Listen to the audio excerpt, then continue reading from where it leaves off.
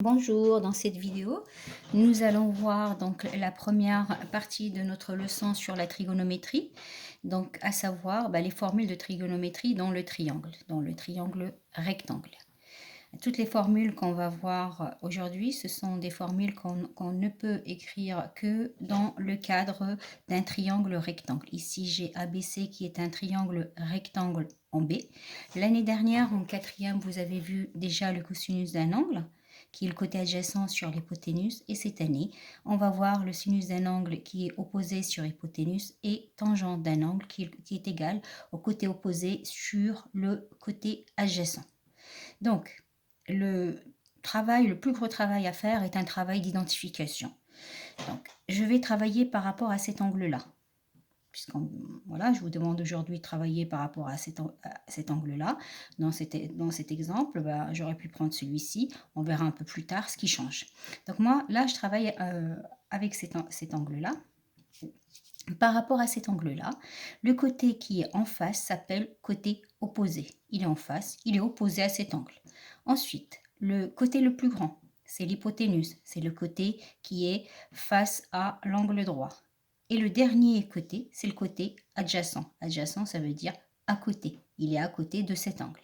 Bien évidemment, l'hypoténuse est également à côté, mais ce qu'il faut faire, commencer par l'hypoténuse, côté le plus grand, et l'autre côté qui forme cet angle-là s'appelle le côté adjacent. Donc voilà, pour ce qui concerne l'identification. Donc, faire attention à ne pas appliquer ces formules-là dans n'importe quel triangle. Obligatoirement, il faut que ce soit un triangle rectangle. Alors, donc ces trois formules-là, il va falloir les connaître par cœur pour pouvoir après faire les exercices. Il y a un moyen mnémotechnique qui vous permet de les retrouver facilement.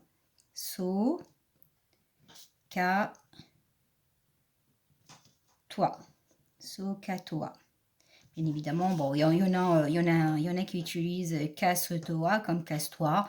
C'est un peu vulgaire, je préfère rester sur so, ka, toi. Donc, ça veut dire quoi? S comme sinus, C comme cosinus et T comme tangente. Le sinus d'un angle est égal opposé sur hypoténuse. Le cosinus d'un angle est égal à adjacent sur hypoténuse. Enfin, la tangente est égale à opposé sur adjacent. Donc, à l'aide de ce moyen mnémotechnique, vous n'avez même pas besoin de les apprendre. Vous pouvez les retrouver très facilement. Donc, dans cette partie-là du cours, je ne vais pas donner d'exemple. Peut-être un peu vous expliquer un peu si j'avais travaillé, au fait, je l'avais dit au départ, si plutôt je devais donner les formules par rapport à cet angle-là, l'angle C, voilà, là, B, A. On va voir ce qui change. L'hypoténuse, elle ne change pas. C'est toujours le côté le plus grand, comme ici, c'est le côté le plus grand. Donc là, l'hypoténuse ne change pas.